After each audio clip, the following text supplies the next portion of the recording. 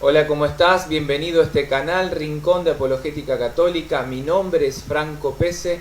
Estamos en un nuevo programa de este canal para seguir tratando la doctrina de la Iglesia Católica reflejada en los padres, en la patrística de los primeros siglos.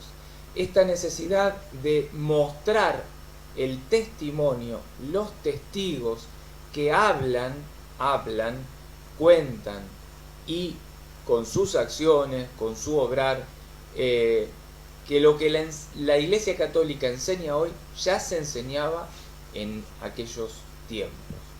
Les pido perdón por la desprolijidad con mi micrófono, que lo tengo aquí enfrente, con este fondo que no es el habitual, pero bueno, estamos haciendo lo que podemos con esta cuarentena que nos toca vivir a todos, con las herramientas que tenemos, pero bueno, igual tratamos de llegar a ustedes. Antes de meternos en el tema del día de hoy, que es la jerarquía de la Iglesia, el sacramento del orden sagrado, si sos católico o si sos hermano evangélico, testigo de Jehová, no importa de la denominación que seas, lo único que te pido es que puedas, antes de ponerte a contestar sobre el video y demás, puedas escuchar esta enseñanza.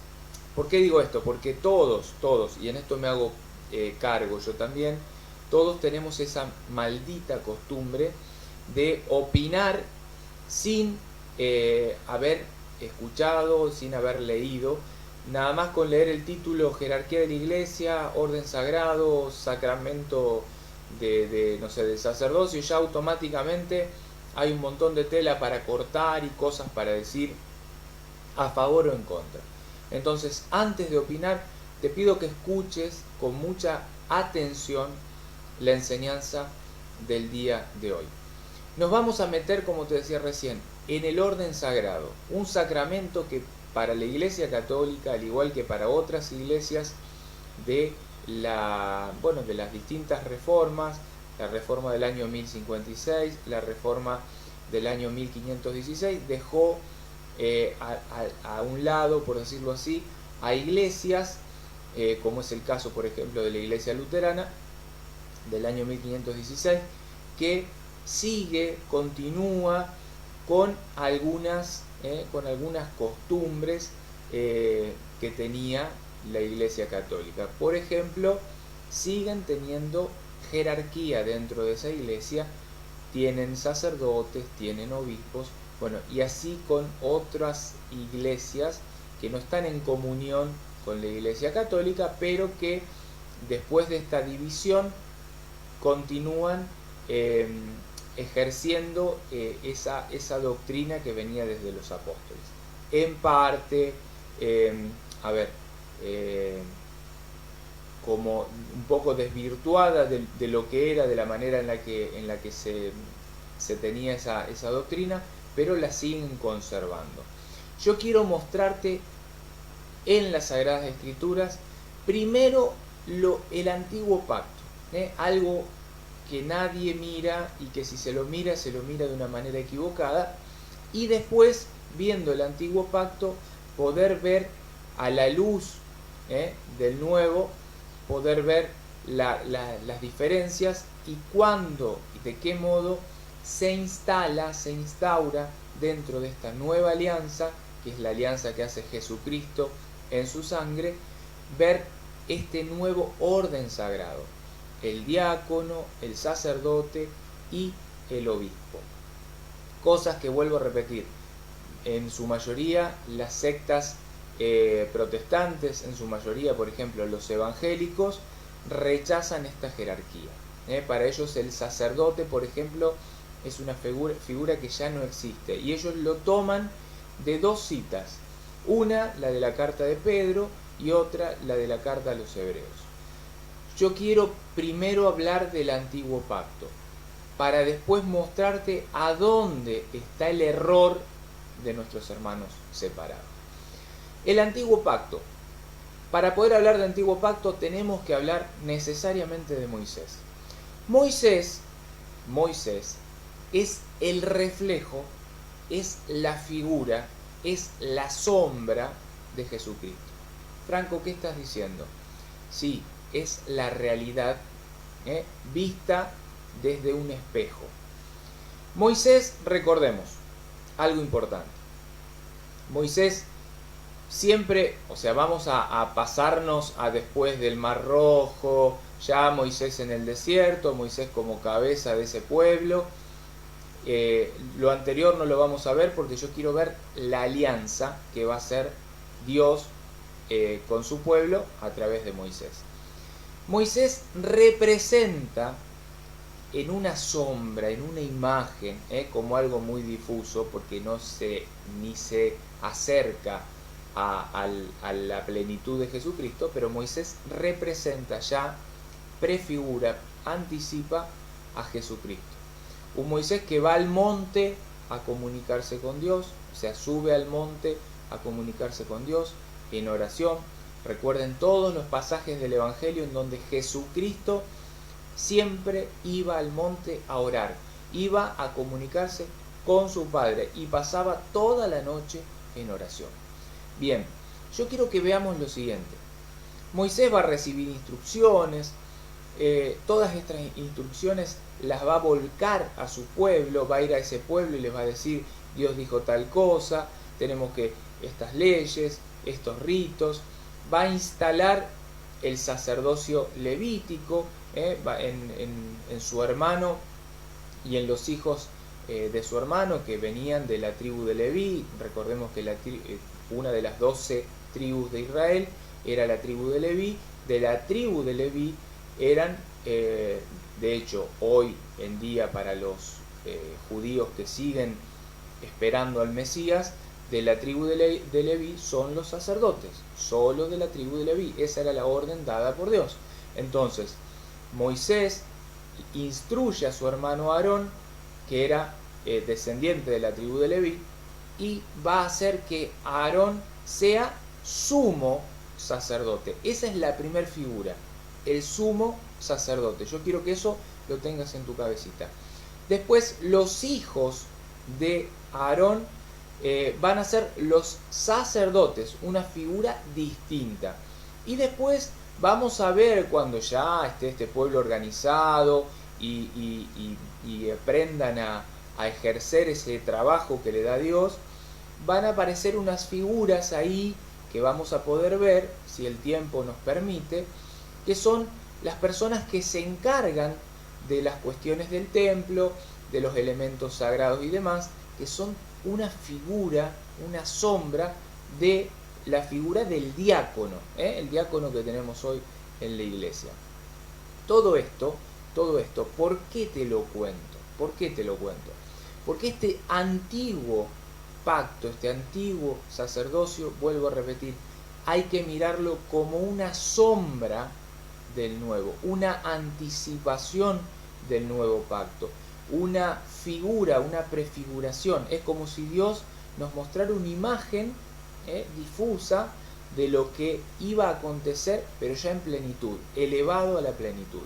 Entonces, viendo en Moisés, como te decía recién, esta cuestión de un Moisés que obedece y que cumple lo que Dios establece y lo que Dios le pide, vamos a ver qué es lo que ocurre allá en el libro del Éxodo, en el capítulo 24, del versículo, yo lo voy a leer del versículo 3 al 8 para que no sea tan largo.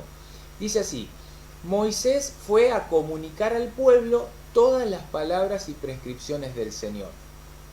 Y el pueblo respondió a una sola voz: estábamos decididos a poner en práctica todas las palabras que ha dicho el Señor.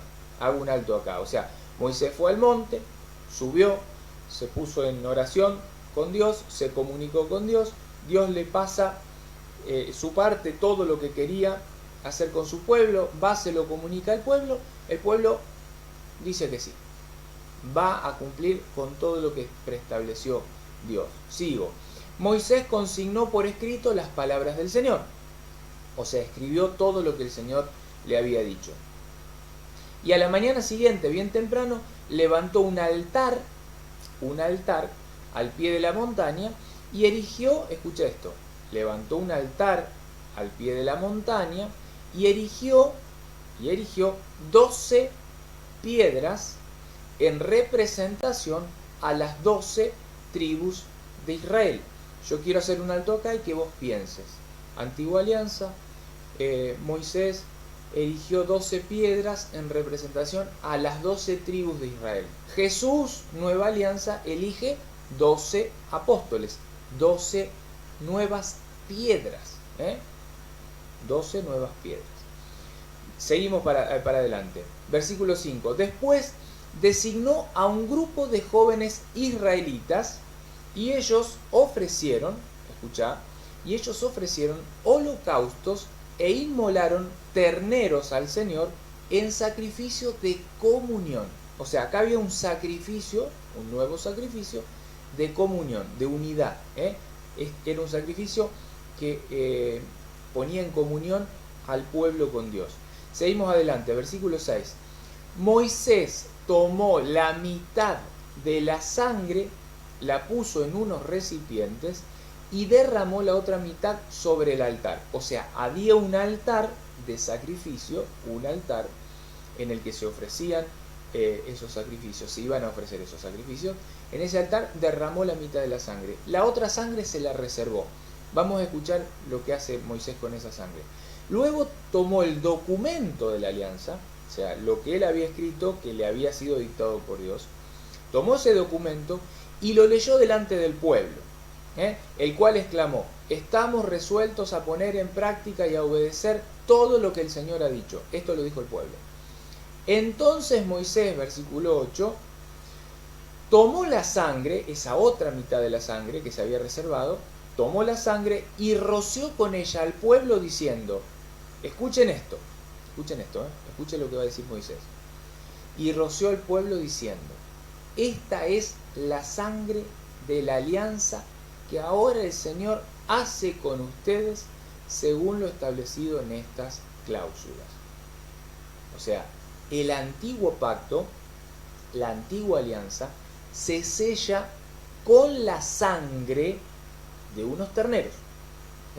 Esta es la sangre de la alianza que ahora el Señor hace con ustedes.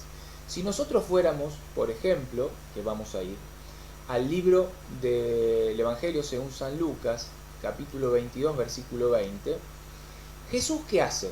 Lo mismo que hizo Moisés, pero ya no una figura, una sombra, sino que ya lo eleva a la plenitud, y ahora te voy a contar por qué. Versículo 20 de Lucas 22, 20.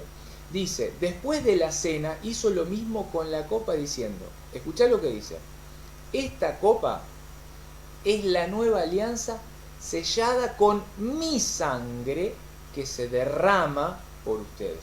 ¿Te acuerdas qué hizo Moisés?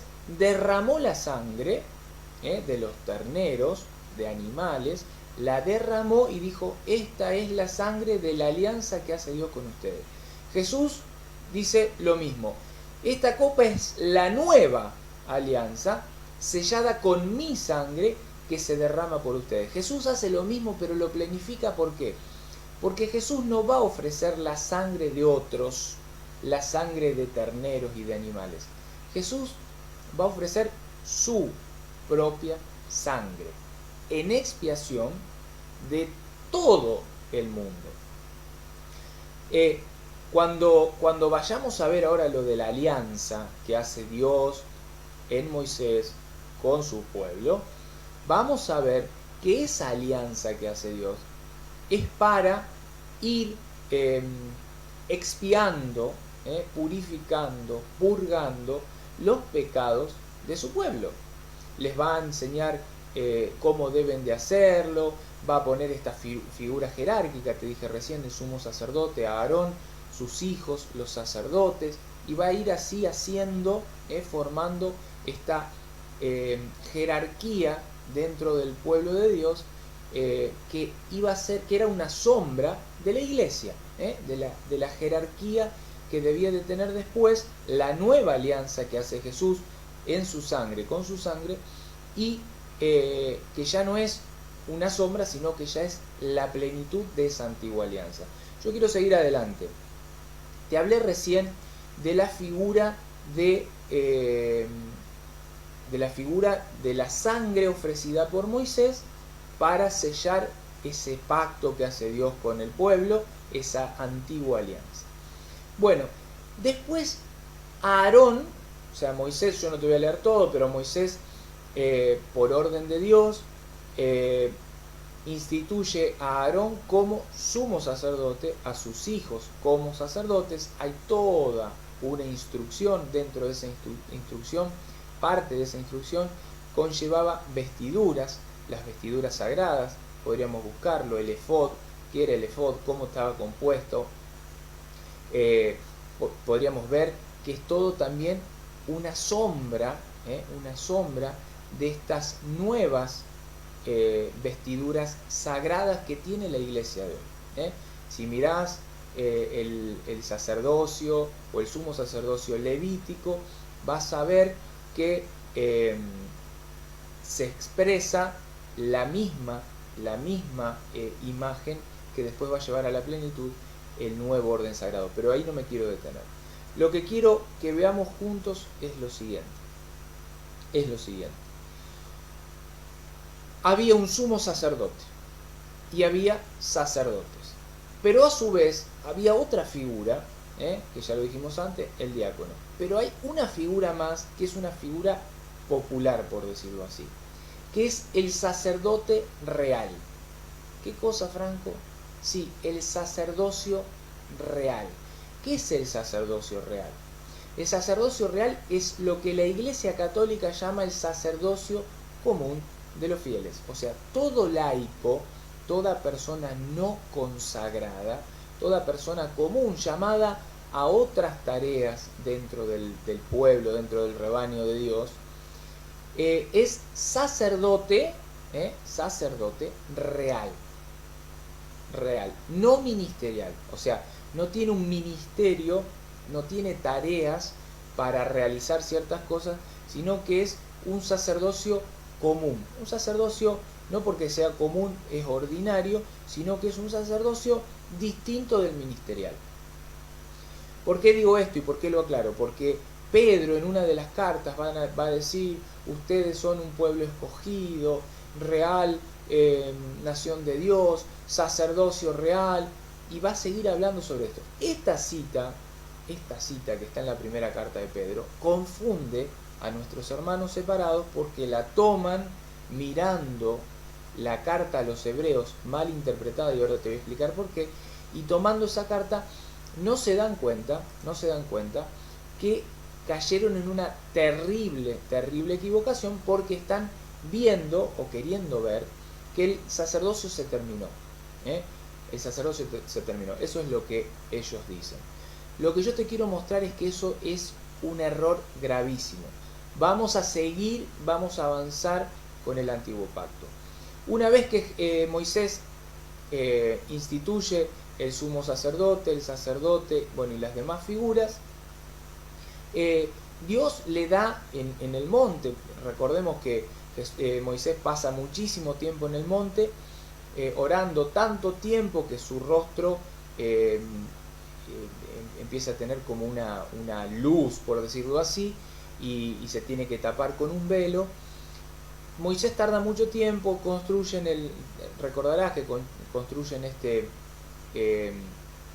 toro, este becerro de oro, y lo van a adorar, el pueblo lo va a adorar, va a pasar toda una cuestión ahí. ¿Qué te quiero decir yo?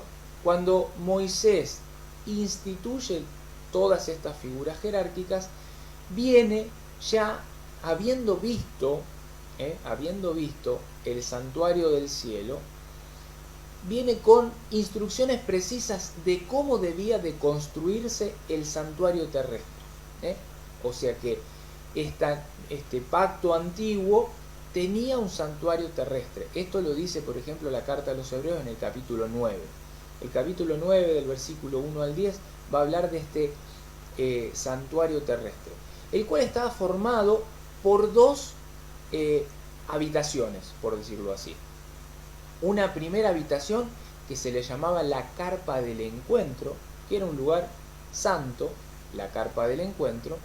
Después estaba dividida el segundo recinto por un velo, el velo del templo, y detrás en ese segundo recinto estaba el lugar santísimo, el santo de los santos, un lugar en donde ponían el arca de la alianza, y en ese lugar solo podía entrar el sumo sacerdote una vez al año a realizar un rito de expiación único por los pecados de todo el pueblo. El sumo sacerdote, yo quiero que centres tu atención acá.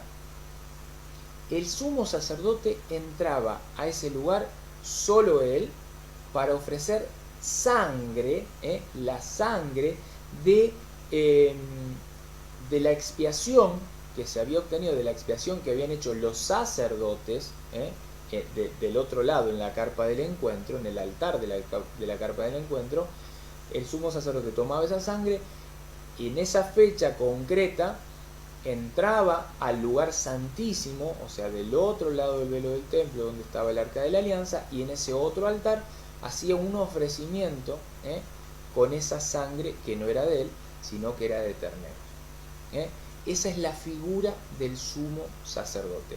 Los sacerdotes, que podríamos verlo si querés, Levítico 6, 18, vamos a ver la figura del sacerdote. El Señor dijo a Moisés: habla en estos términos a Aarón y a sus hijos. Este es el ritual del sacrificio por el pecado. La víctima del sacrificio por el pecado deberá ser inmolada, o sea, la víctima del sacrificio inmolada. Yo te doy estas palabras clave para que puedas ver esta sombra en Cristo, esta sombra en la nueva alianza.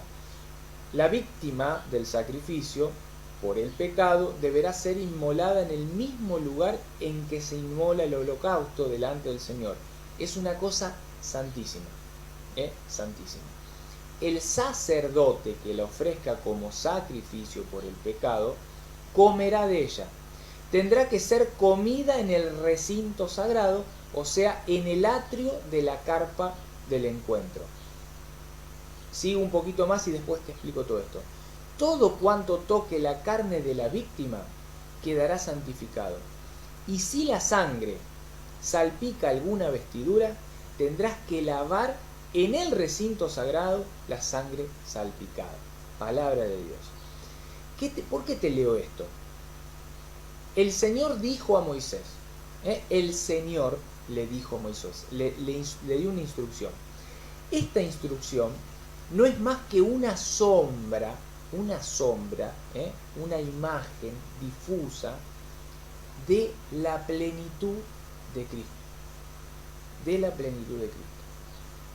Escuchá, este es el ritual del sacrificio por el pecado. Sombra. Ritual del sacrificio por el pecado. La víctima del sacrificio por el pecado, la víctima Pensá en quién fue la víctima en la nueva alianza, Jesucristo. La víctima del sacrificio por el pecado deberá ser inmolada, sacrificada, matada. La víctima del sacrificio por el pecado deberá ser inmolada en el mismo lugar en que se inmola el holocausto. Delante del Señor es una cosa santísima. Santísima. El sacerdote que lo ofrezca, o sea que no un sacerdote real, el sacerdote común, sino un sacerdote ministerial, los hijos de Aarón en este caso, el sacerdote que ofrezca esto como sacrificio por el pecado, comerá de ella. Si no sos católico, sos evangélico y estás viendo esto, va a ser muy difícil que entiendas lo que estoy queriendo explicar. Yo lo que estoy queriendo explicar es cómo esta sombra que estamos viendo acá toma plenitud en el nuevo sacerdocio, en la nueva alianza de Jesucristo. El sacerdote ofrece pan y vino, que es el cuerpo y la sangre de Cristo, esta víctima inmolada por el pecado de todos los hombres, y ese sacerdote come de esa oblación. Fíjate que acá lo dice, el sacerdote que le ofrezca como sacrificio por el pecado comerá de ello.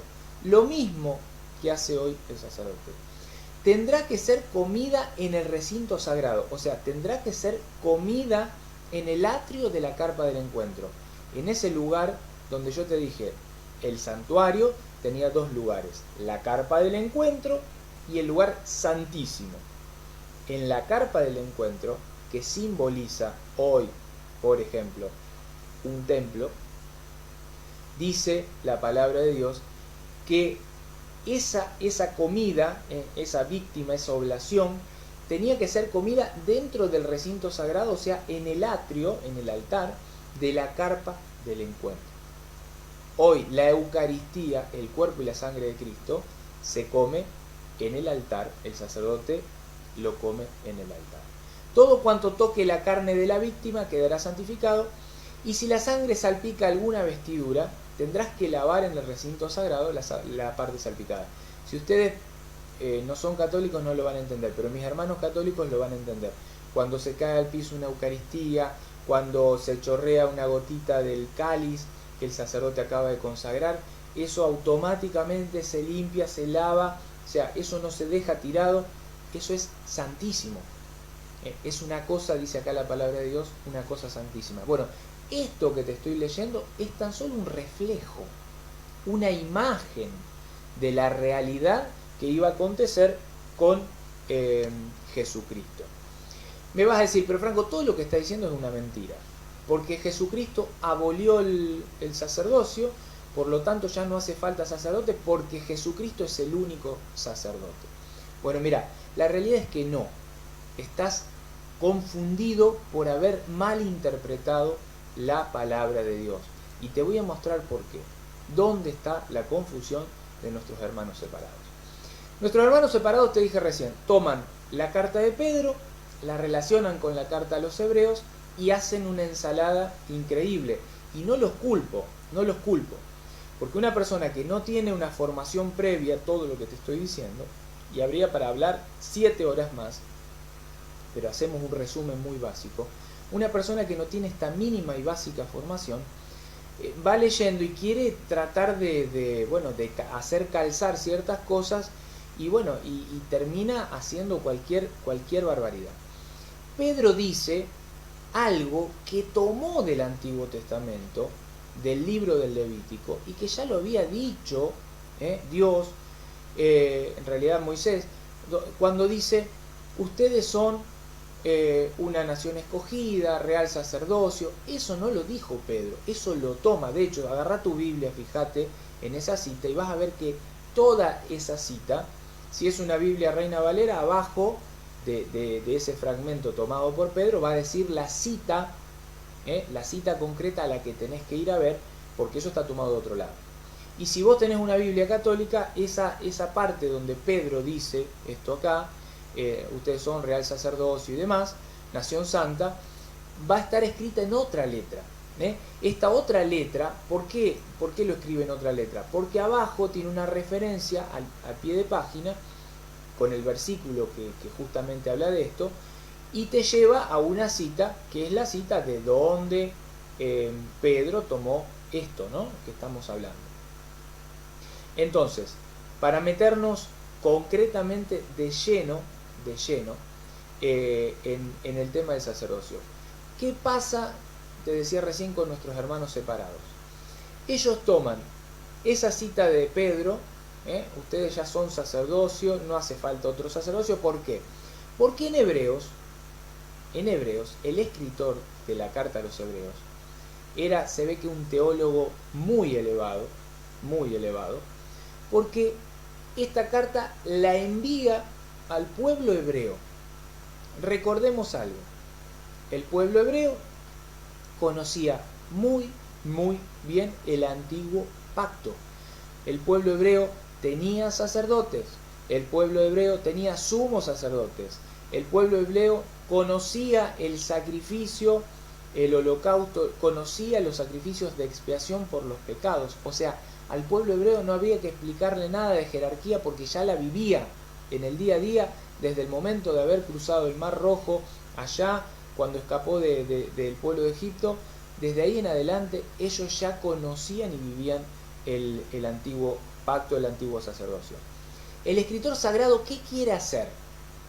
Quiere mostrar la diferencia. Va llevando al lector de esta carta, que no sabemos a quién va dirigida, concretamente a qué persona, va a los hebreos. Bueno, el narrador quiere que el lector vaya viendo esta diferencia. Entonces lo lleva al antiguo pacto y lo compara con Jesucristo, que sería la nueva alianza. Lo lleva al antiguo pacto y así toda la carta, desde el capítulo 5 hasta el capítulo 10, hace esa toma esa modalidad de ir hacia el antiguo pacto y hacia el nuevo. El capítulo 5, que es en donde empieza la confusión de nuestros hermanos separados, va a hablar del sumo sacerdote. Escucha esto, no habla del sacerdote, habla del sumo sacerdote. ¿Recordás lo que te dije? En el antiguo pacto el sumo sacerdote era una persona con una jerarquía superior al sacerdote que ofrecía la sangre en un día concreto del año, en que iba al lugar santísimo, ese recinto que solo estaba permitido entrar al sumo sacerdote porque estaba el arca de la nueva alianza, y hacía ese ritual, ofrecía esa sangre. ¿Qué quiere el escritor sagrado mostrar desde el capítulo 5 hasta el capítulo 10? Que Jesucristo es el nuevo, único y eterno sumo sacerdote. No a la manera de Aarón, no a la manera de Leví, sino a la manera de Melquisedec. Y acá te tengo que explicar un montón de cosas. Vas a ver que cuando dice, por eso ya no hace falta más sacerdotes, porque los sacerdotes de este lado ofrecían múltiples sacrificios, y vos decís, ya está, ve que no hace falta sacerdotes. No, el escritor está haciendo ida y vuelta para el que lee, que es un hebreo conocido, entendido, está haciendo ida y vuelta y le está diciendo, los sacerdotes del antiguo pacto, que ofrecían todos los días del otro lado del velo del templo, en la carpa del encuentro, en el lugar común, en el lugar santo nomás, ofrecían todos los días sacrificios. Esos sacrificios, lo de los animales esos, no tenían ningún alcance, o sea, solo iban a suprimir una mancha corporal, pero ahí se quedaban. Era una expiación muy básica. Jesucristo, y ahí va Jesucristo, y siempre va así, del sumo sacerdote del antiguo pacto a Jesucristo, que es el único sumo y eterno sacerdote. Y esta es la parte que quiero que entiendas. El sumo sacerdote único, real, verdadero y eterno de la nueva alianza es Jesucristo, porque Él entró al lugar santísimo, al que entraba simbólicamente, como figura, como anticipación, el sumo sacerdote de la antigua alianza, entraba a ese lugar santísimo a ofrecer una sangre. Bueno, Jesucristo entró a ese lugar santísimo a ofrecer su propia sangre en expiación por los pecados del mundo entero. Pero ese lugar al que entró Jesucristo no es un santuario terrestre. No es un santuario terrestre. Va a decir la carta a los hebreos que Jesús entró a un lugar que no fue erigido por mano de hombres. Jesucristo entró al santuario celeste, celestial, entró al cielo y está sentado a la derecha de su Padre en su trono. Entonces, Él entró rompiendo el velo del templo, que es su carne. En el momento de su sacrificio, Él entra en ese lugar santísimo o santo de los santos, como lo llama la palabra de Dios. Pero ¿qué quiero que veas acá también? El sumo sacerdote, cuando empieza la carta a los hebreos, le quiere explicar el escritor a estos hebreos que el sumo sacerdote tenía una tarea. Y esto es lo que quiero que entiendas. El sumo sacerdote tenía que ofrecer dones y sacrificios para el perdón de los pecados. O sea, el sumo sacerdote y los sacerdotes ofrecían dones y sacrificios para el perdón de los pecados. Y esto lo hacían todos los días y lo hacían también por sus propios pecados, porque ellos eran pecadores, participaban de la debilidad humana y por lo tanto cuando ofrecían un don, un sacrificio en expiación de los pecados de una familia, de una persona o del pueblo, también lo hacían ofreciendo para ellos mismos, porque ellos mismos participaban, eran parte, formaban parte de esa debilidad humana. ¿Tá? Le explica esto, el escritor sagrado empieza explicando esto. ¿Por qué empieza explicando esto de los dones y los sacrificios?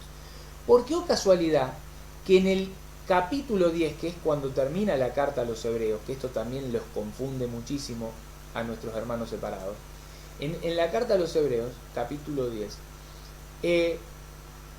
el escritor ya va a hablar de ese don y sacrificio que va a ofrecer Jesucristo, que no es el tipo de don y sacrificio que ofrecía el sumo sacerdote y los sacerdotes. Recordemos que en el antiguo pacto tomaban un macho cabrío, podía ser un ternero, un cordero, un chivo, lo ofrecían, tenía que ser un animal puro, sin defecto, bueno, lo ofrecían.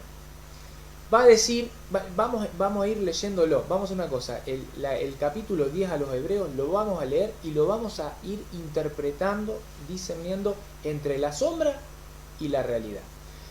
Capítulo 10. La ley, antiguo pacto, en efecto, al no tener más que la sombra de los bienes futuros, todo lo que te estoy explicando, y no la misma realidad de las cosas, o sea, sombra de los bienes futuros, y no la realidad de lo futuro, con los sacrificios repetidos año tras año en forma ininterrumpida, es incapaz de perfeccionar a aquellos que se acercan a Dios. La ley, te vuelvo a repetir, con esos sacrificios de esos animales ofrecidos todos los días de manera ininterrumpida, es incapaz de perfeccionar a aquellos que se acercan a Dios. ¿Lo entendiste?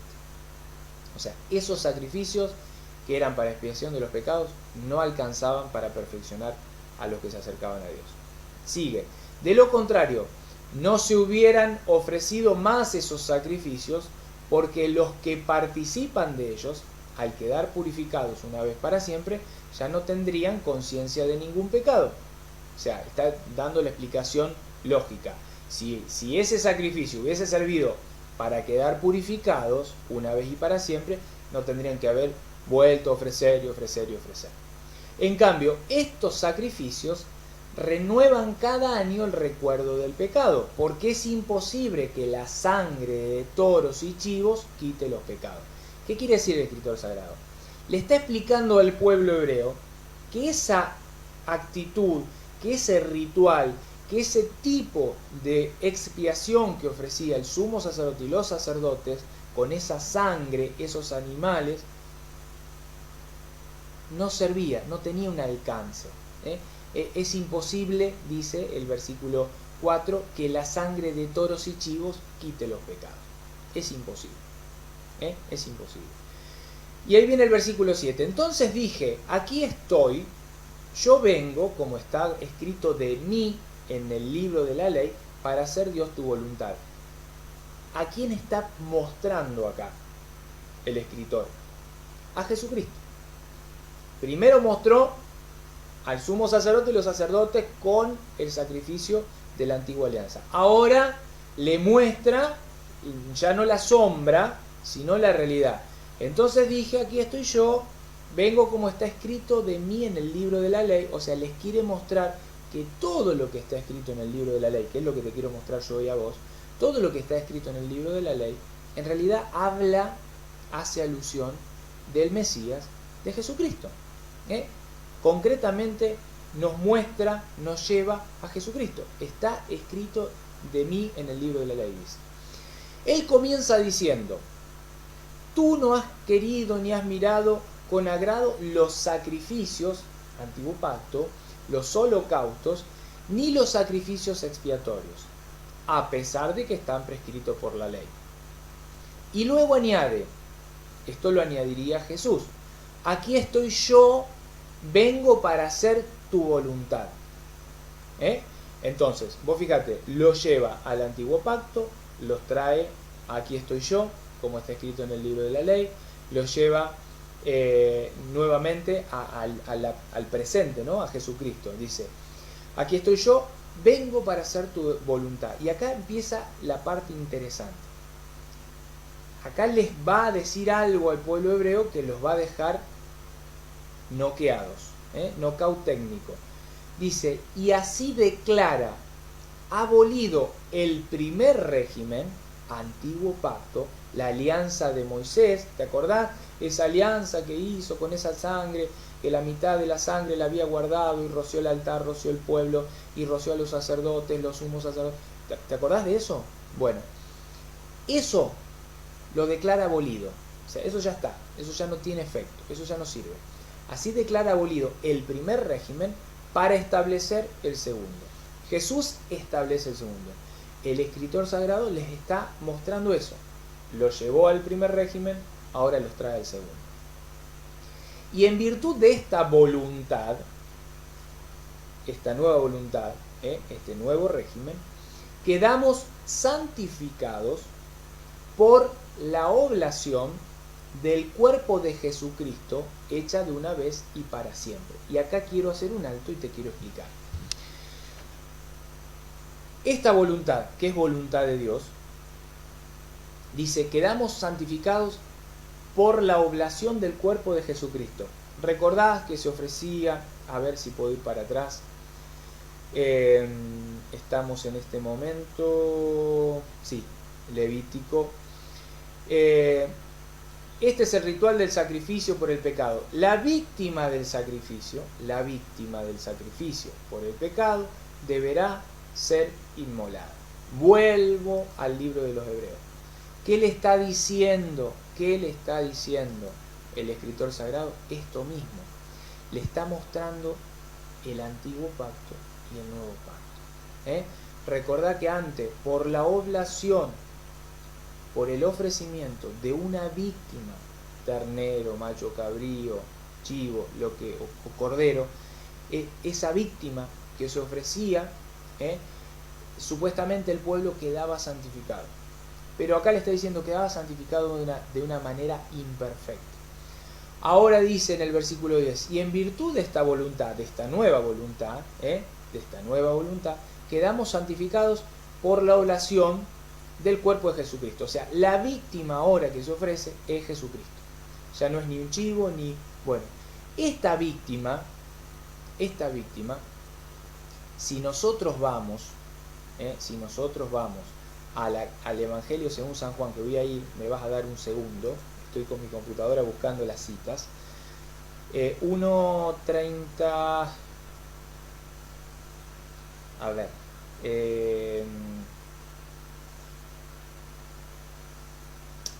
ahí está, 1:29.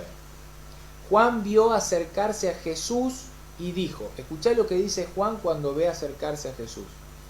Este es el Cordero de Dios que quita el pecado del mundo.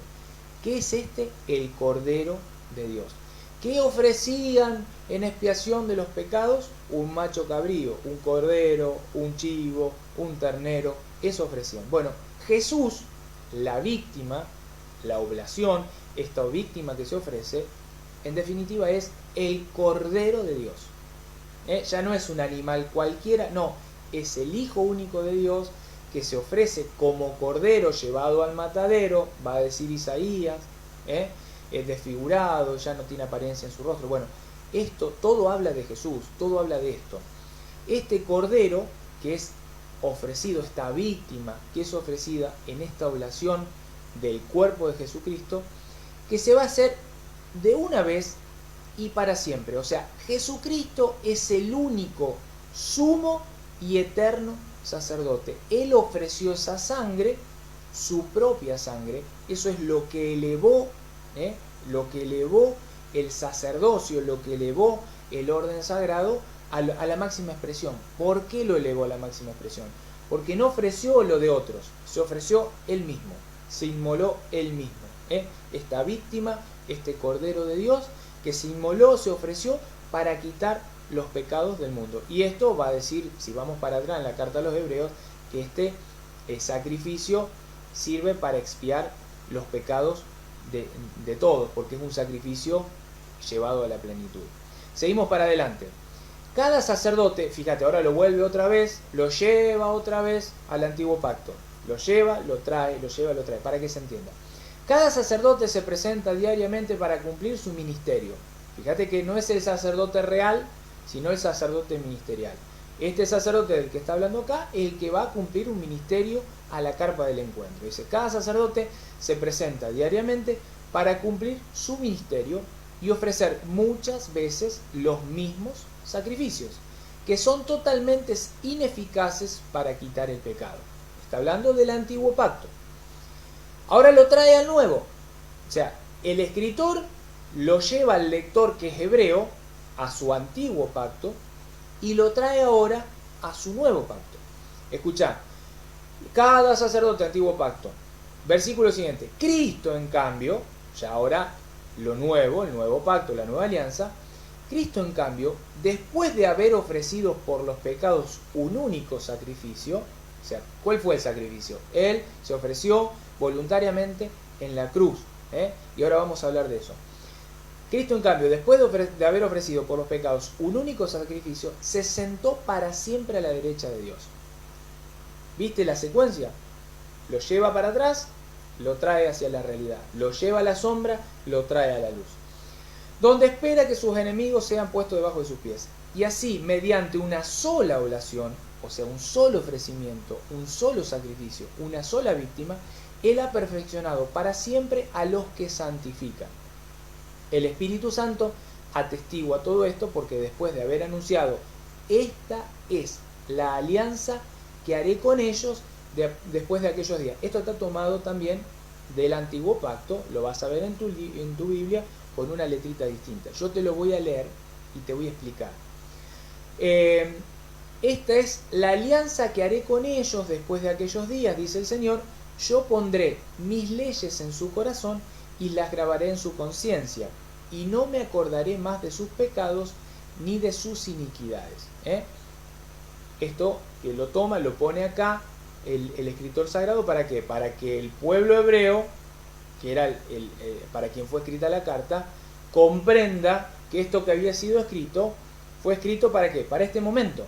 Por eso lo lleva para atrás, lo trae a Cristo. Lo lleva para atrás, lo trae a Cristo. Los volvió a llevar para atrás. Ahora lo va a traer a Cristo.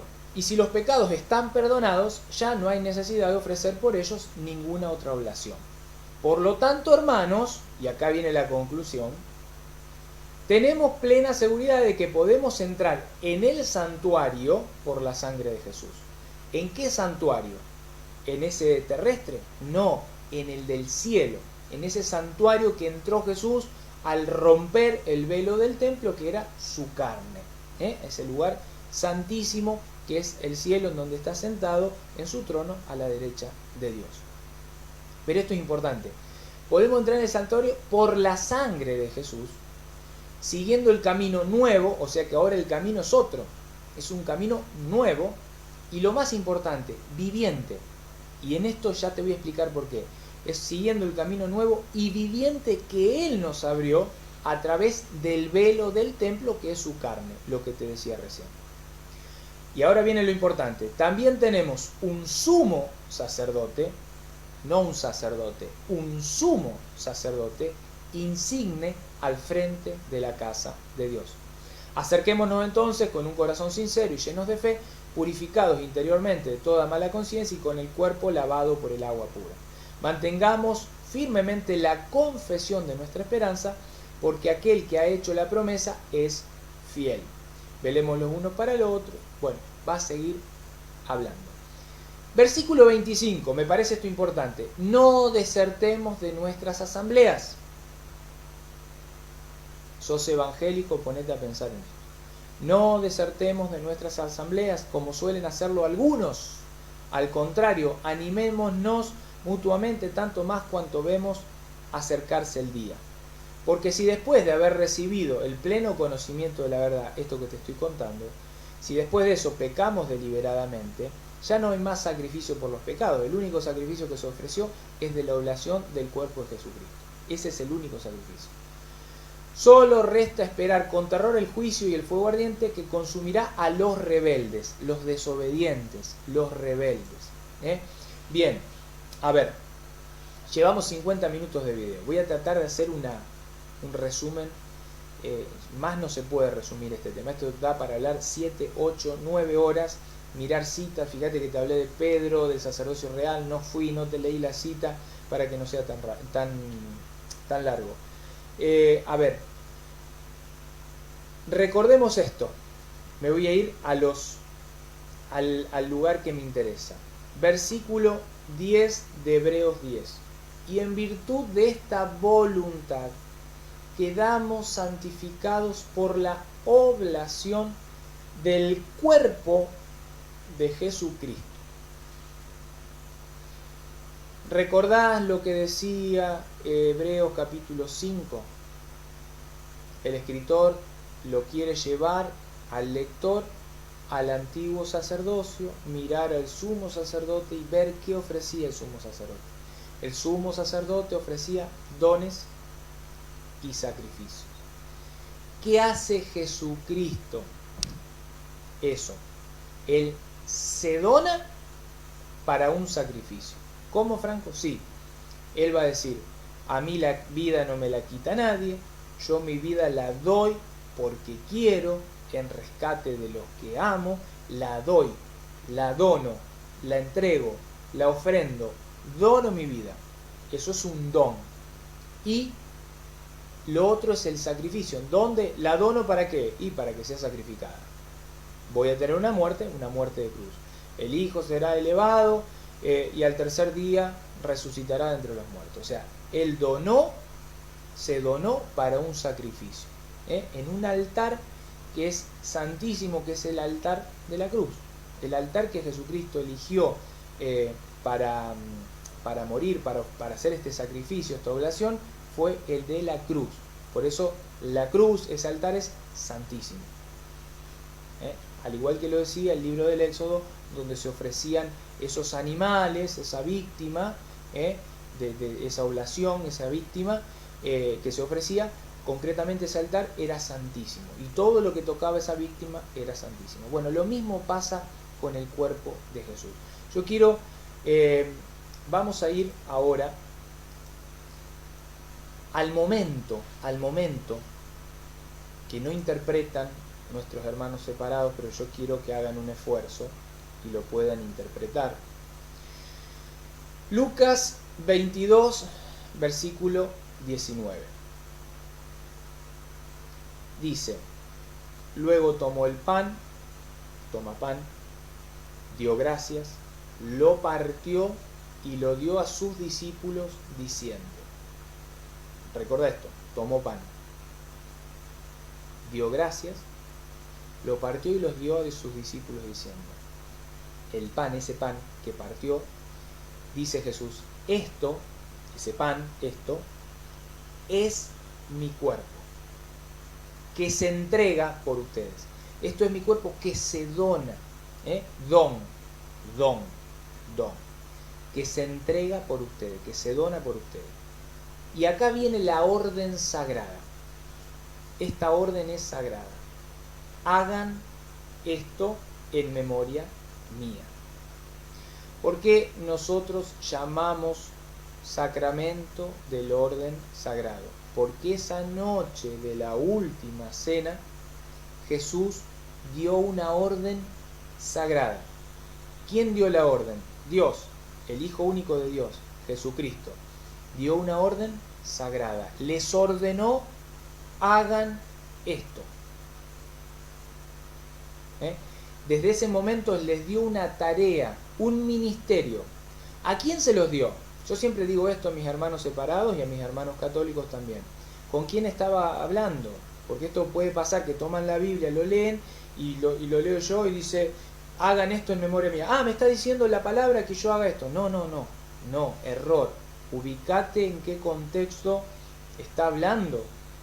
El contexto es, versículo 14, llegada la hora, Jesús se sentó a la mesa con los apóstoles y les dijo, o sea, esto que estamos leyendo, se los dijo a los apóstoles. No me lo dijo a mí, no se lo dijo al pastor, no te lo dijo a vos, se lo dijo a los apóstoles. Y a los apóstoles les dijo esto, hagan esto en memoria mía. En el momento que les dice eso, les da una orden sagrada. ¿Por qué sagrada? Porque la está dando Dios. Entonces una orden divina, sagrada. En ese momento instituye Jesús el nuevo sacerdocio. El nuevo sacerdocio. ¿Por qué el nuevo sacerdocio? ¿Te acordás que ofrecía el sumo sacerdote y los sacerdotes? Dones y sacrificios para expiación de los pecados. Esa era la tarea. Ofrecían todos los días muchos sacrificios. Corderos, chivos, terneros, ya te lo dije de muchas maneras. Lo hacían todos los días para remisión, para expiación de los pecados.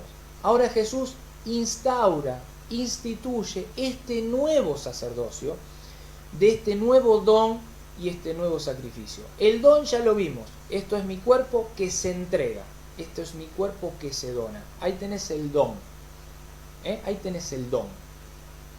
Y ese don lo tienen que ofrecer estas personas a las que Jesús le está hablando, que son los apóstoles. Hagan esto en memoria mía. El memoria mía no es el memoria que te explicó el pastor erróneamente, tergiversadamente, torcidamente. No es una simbología, no es un símbolo. Hagan esto simbólicamente. No, Jesús le dio una orden a los que él eligió, a los que él quiso, porque si no hubiese elegido un momento, un lugar en donde estaba todo el pueblo. Fíjense que Jesús hay veces que muestra la escena con todo el pueblo y hay veces que muestra la escena en un lugar apartado, íntimo, solo con sus apóstoles. En este caso, Jesús está solo con sus apóstoles. Acá no hay otra persona. Ni está María, ni está José, están sus apóstoles y él, comiendo esta nueva cena de la Pascua. No a la manera de Leví, no a la manera de Aarón, no a la manera de Moisés, no a la manera del antiguo pacto, sino a la manera de Melquisedec, esta nueva alianza. Jesucristo es sumo sacerdote a la manera de Melquisedec, porque Melquisedec era un sacerdote que ofrecía pan y vino. Jesús va a ofrecer pan y vino. El pan es su cuerpo. Punto. Por más que te diga el pastor, eso simboliza, eso representa, mirá, la palabra es clarísima. Lo dice, esto es mi cuerpo. Después peleate con la palabra de Dios. Y le dice Jesús a esos elegidos, hagan esto en memoria mía. En ese momento instituye el orden sagrado del sacerdocio ministerial. Lo que hacían los sacerdotes como sombra, como espejo, como figura en el antiguo pacto, ahora se los pide a estos nuevos sacerdotes, les da esta orden, pero ya no con corderos, animales, cosas. No, con el Cordero de Dios. El Cordero de Dios. Van a tomar este pan, van a dar gracias y van a decir, esto es mi cuerpo. O sea, este es el cuerpo del Cordero de Dios. Esta es la víctima, la nueva oblación. Versículo 20. Después de la cena, hizo lo mismo con la copa diciendo, esta copa es la nueva alianza sellada con mi sangre que se derrama por ustedes. Sacrificio. Esto es mi cuerpo, pan, don, que se dona por ustedes. Esta es la copa de la nueva alianza que se sella con mi sangre, la cual se derrama por ustedes. Se derrama la sangre de Jesús. Sacrificio.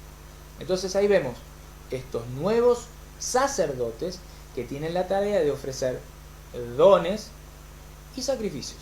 El don y el sacrificio. Un solo sacrificio, el del cuerpo y la sangre de Jesús, hecho de una vez y para siempre. Por eso los sacerdotes, desde esa última cena hasta el día de hoy, deben obedecer a esa orden dada por Jesús de tener que ofrecer el único don y el único sacrificio que expía, que perdona los pecados del mundo entero. Entonces, ya no son los sacrificios que hacían en el antiguo pacto los sacerdotes todos los días que nos servían. No, estos sacerdotes van a hacer también en el primer recinto, en la carpa del encuentro que simboliza el templo, van a hacer todos los días este nuevo sacrificio, que es un único sacrificio, es un único ofrecimiento, el del cuerpo y la sangre de Jesús. Por eso la carta a los Hebreos es clarísima cuando dice, que te lo quiero leer, dice,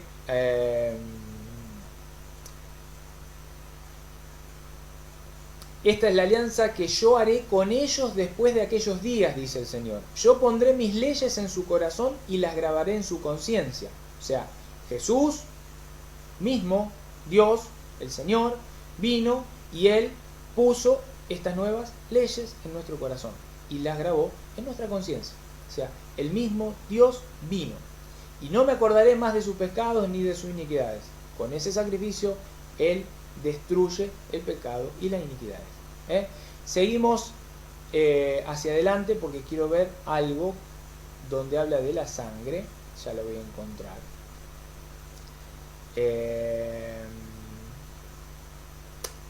Ya lo voy a encontrar.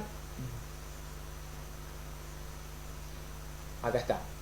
Versículo 19 del capítulo 10 de los Hebreos. Dice: por lo tanto, hermanos, tenemos plena seguridad de que podemos entrar en el santuario, en el cielo, por la sangre de Jesús, siguiendo el camino nuevo y viviente. ¿Por qué viviente? Camino nuevo y viviente. Nuevo sacerdocio viviente. Esto es mi cuerpo. Esta es mi sangre. Ahí está Jesús. Ahí está Jesús.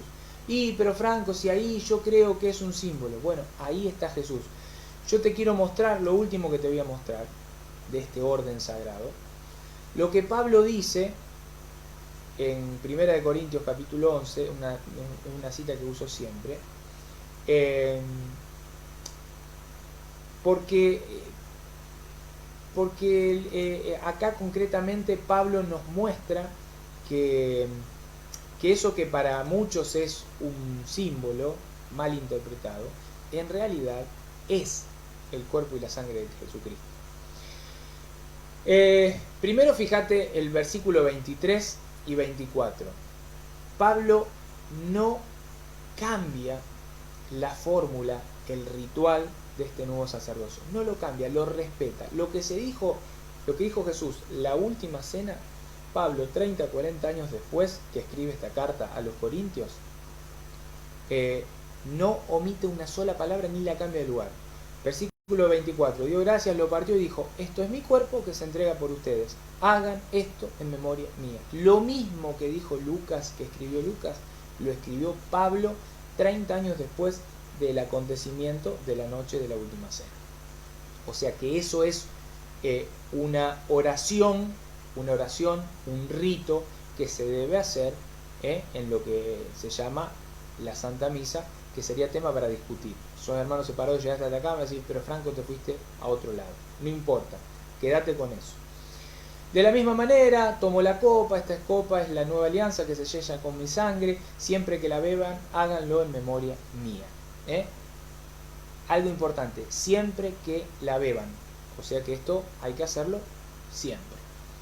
mis hermanos separados dicen, no, porque Dios hizo ese único sacrificio hecho de una vez y para siempre. No, lo que yo siempre explico, el sumo sacerdote que se presentaba todos los años representaba a Cristo. Cristo se presentó una sola vez con un único sacrificio, con una única sangre, la suya, la propia. Ya está. El sumo sacerdote, esa figura, ya está. No hay otro. Es Jesús. Ya está. Es Jesús. Ahora, los sacerdotes ministeriales, no reales, tienen esta tarea. Yo quiero que veas esto. Versículo 27. Por eso el que coma ese pan que dijo, esto es mi cuerpo, pan, o beba la copa, vino, del Señor, o sea, pan y el vino del Señor, no el pan y el vino de tu casa, pero del Señor, indignamente tendrá que dar cuenta no de pan y vino, no de un pedazo de pan. Vine y comí esto desnudo, burlándome, no sé, maltratando a un hermano, lo comí indignamente. Comí ese pan y ese vino indignamente. ¿De qué tengo que dar cuenta a Dios? ¿De pan y vino? Pablo dice no, tendrá que dar cuenta del cuerpo y de la sangre del Señor. O sea que eso ya no es pan y eso ya no es vino. Pablo primero presenta lo aparente, lo que ven los ojos. Los ojos no dejan de ver pan, los ojos no dejan de ver vino. Pero ahí, después de haber hecho esa oración, que Pablo no omite ni cambia ninguna palabra, esto es mi cuerpo, esta es mi sangre, hagan esto en memoria mía. Eso que Pablo no omite, que es una oración de consagración, eso hace que ese pan y vino aparente a mis ojos se transforme en el cuerpo y la sangre del Señor.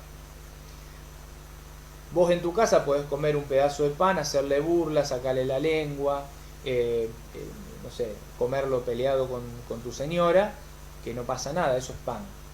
Pero el pan que consagra un sacerdote ministerial, de estos que continúan con la sucesión apostólica. Sabemos que Pablo continuó con la sucesión apostólica porque Pablo se sometió a la jerarquía de la iglesia, Pablo recibió la imposición de las manos de la iglesia y por lo tanto Pablo es sacerdote, al igual que lo es Pedro, y lo vamos a ver ahora.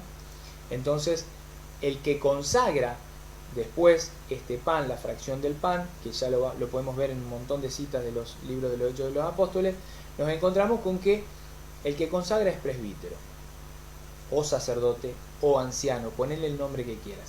Si buscas presbítero en el diccionario de la Real Academia Española, te vas a encontrar con que dice presbítero igual a sacerdote. Buscalo, hacé la prueba. Entonces, Pablo era presbítero, Pablo era sacerdote, Pedro era presbítero, era sacerdote, Juan era presbítero, o sea, todos los apóstoles fueron presbíteros, fueron sacerdotes, ordenados por Jesucristo. ¿Cuándo? La noche de la última cena. Pablo, ¿cuándo lo fue ordenado? Cuando le impusieron las manos. Cuando le impusieron las manos. La imposición de las manos como, como signo concretamente de el sacerdocio. Primera carta de Pedro, capítulo 5. Exhorto a los presbíteros, exhorto a los sacerdotes que están entre ustedes, siendo yo, dice Pedro, presbítero, sacerdote, como ellos, y testigo de los sufrimientos de Cristo. O sea, Pedro también era sacerdote, Pedro también consagraba el cuerpo y la sangre de Jesucristo. Bien, el orden sagrado. Podríamos ir a ver la figura del obispo, la figura del diácono. Llevamos en este momento 1 hora 7 de video, me parece que es muchísimo. Vamos a ver un poquito lo de la patrística, porque al final esto es de la patrística y no hemos visto nada concretamente en la historia. Vamos a ver si encuentro acá, estoy en un documento mirando en mi computadora. La Didache, la Didache, este documento que lo encontraron en el año 1800, es un documento que supuestamente data entre el año 45 y el año 70 de la era cristiana, o sea que un documento que fue escrito supuestamente unos 10 años después de la muerte de Jesucristo. Se encontró, fue traducido, no tiene nada que ver con con la Iglesia Católica esta traducción, es una cuestión que hace los científicos, y en esta traducción, o casualidad que coincide, la doctrina de la Iglesia Católica coincide con lo que figura en este documento. No así lo que profesan las iglesias protestantes, las iglesias evangélicas. Fíjate lo que dice en el capítulo 15 de la Didaché, o llamado también Catecismo de los 12 Apóstoles, dice lo siguiente: elijan obispos y diáconos dignos del Señor, que sean hombres humildes, no amantes del dinero, veraces y bien probados, porque también ellos los sirven a ustedes como profetas y maestros. No los menosprecien y demás. O sea, acá vemos dentro de esta jerarquía, el orden sagrado de la jerarquía de la Iglesia, obispos y diáconos. Esa jerarquía. San Ignacio de Antioquía, este padre de la patrística tan popular dentro de la Iglesia Católica, porque fue el responsable de poner en una de sus epístolas, que dirigía a la Iglesia de Esmirna, una epístola en la que escribe: ahí donde está Jesucristo está la Iglesia Católica. Católique, que quiere decir universal. Este término que no está en las Sagradas Escrituras, pero que San Ignacio de Antioquía lo pone en una epístola y ya lo toman de ahí en adelante todos los padres, todos los sucesores, y lo presentan como que la Iglesia de Jesucristo es católica, es universal, y esa es la realidad. Entonces San Ignacio de Antioquía, hacia el año, podemos decir, 110, 117, según la bella expresión de San Ignacio de Antioquía, el obispo es typos tou patros, que quiere decir es imagen viva de Dios. Esto está tomado de la epístola a los Tralianos, capítulo 3, versículo 1. Y también pone lo mismo, epístola a los Magnesios, en el capítulo 6, versículo 1. Otra opción: que todos reverencien a los diáconos, como a Jesucristo, como también al obispo, que es imagen del Padre, y a los presbíteros, sacerdotes, como al Senado de Dios y como a la Asamblea de los Apóstoles. Sin ellos no se puede hablar de iglesia. San Ignacio de Antioquía, año 100.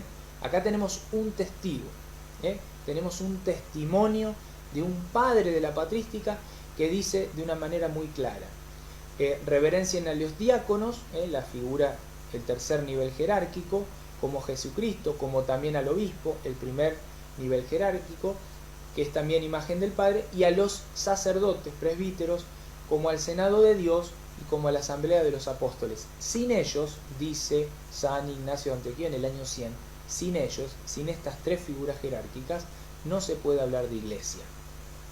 No se puede hablar de iglesia. Ahí, yo te voy a dejar un documento en la descripción de este video, que es este que estoy leyendo. Ahí yo te leí el inciso A y B. Tenés C, D, E, F, de San Ignacio de Antioquía. San Hipólito Romano, otro padre de la patrística: en la ordenación al diaconado solo el obispo impone las manos. O sea, ahí vemos el tema de la imposición de las manos, la jerarquía. El obispo le impone al diácono, significando así que el diácono está especialmente vinculado al obispo en las tareas de su diaconía. San Hipólito Romano, en su Traditio Apostólica 8. Esto acá tiene su referencia. Al final vas a encontrar en cada cita, concretamente en cada fragmento que tomamos, tiene su nota, su bibliografía, para que vos puedas ir y consultarla, para ver que esto no es un invento mío, sino que está documentado en la historia y lo podés encontrar y es veraz. San Policarpo de Esmirna, otro padre: el sacramento del orden los marcó con un sello, carácter, que nadie puede hacer desaparecer y que los configura con Cristo, que se hizo diácono, es decir, el servidor de todos. Esto lo escribió San Policarpo de Esmirna, epístola a los Filipenses, capítulo 5, versículo 25. También los presbíteros, bueno, inciso B. San Clemente, escuchá a San Clemente, sucesor, también papa, ¿no? San Clemente: solo el varón bautizado recibe válidamente la sagrada ordenación. O sea, no se puede ordenar a una persona que no esté bautizada. San Clemente dice: solo el varón bautizado puede recibir la ordenación. El Señor Jesús eligió a hombres para formar el colegio de los 12 apóstoles. Y los apóstoles hicieron lo mismo cuando eligieron a sus colaboradores, que les sucederían en su tarea. Esto es San Clemente Romano, Epístola a los Corintios, capítulo 42, versículo 4, capítulo 44, versículo 3. Bueno, y va a seguir, tenés de San Clemente mucho más, de Tertuliano hay 4 incisos, de San Cipriano año 200, Papa de la Iglesia, 3 incisos, bueno, y así muchísimo más. Hermano separado o hermano católico, hoy pudimos ver el sacramento del orden sagrado en la Sagrada Escritura interpretado de una manera correcta, correcta. Vuelvo a repetir, la carta a los hebreos está escrita para el pueblo hebreo y lo lleva al antiguo pacto, al nuevo pacto, a la sombra y a la realidad, a la sombra y a la realidad, a la figura y a la realidad. Hace este ejercicio el escritor porque se está dirigiendo a un pueblo que conocía esta cuestión del sacerdocio, del antiguo pacto. Cuando Pablo se dirige a los corintios, es un pueblo pagano, un pueblo nuevo que no tiene sacerdocio, que no conoce el sacerdocio, lógicamente no habla de esto. Pero la carta a los hebreos sí, porque es una carta que está dirigida justamente a un pueblo que tenía comunión con este antiguo pacto, que respetaba esta jerarquía del sumo sacerdote, del sacerdote y los demás. Entonces, yo creo que quedó muy claro, muy claro. Si tenés dudas, de una manera ordenada, precisa, las vas a poner en los comentarios y vamos a tratar de explicártelas. Vamos a tratar de explicártelas. El orden sagrado existe y subsiste desde siempre. Es algo que viene desde Jesucristo y que lo podemos ver a lo largo de la historia. Yo podría meterme y hablar muchísimo de la patrística, pero me iría a otra hora más de video y yo esto sé que ya no lo mira nadie. Una hora de video estoy yo solo hablando y no lo mira nadie. Entonces te dejo el documento, lo mirás, lo lees, lo profundizás. Si después esto que te dejo, que lees y profundizás, te abre para querer aprender y conocer un poquito más, pones en los comentarios y nos metemos a buscar más a lo largo de la historia. Pero vimos que la jerarquía de la iglesia, que nos podríamos meter, vuelvo a repetir, carta a los Efesios, a los Corintios, a los Colosenses, hay muchísima información sobre el obispo, sobre el presbítero, sobre el diácono, la carta a Timoteo, la figura del obispo, la figura del diácono, y la carta de Tito, la figura de los presbíteros. Y así podríamos ver un montón de ejemplos, un montón de ejemplos.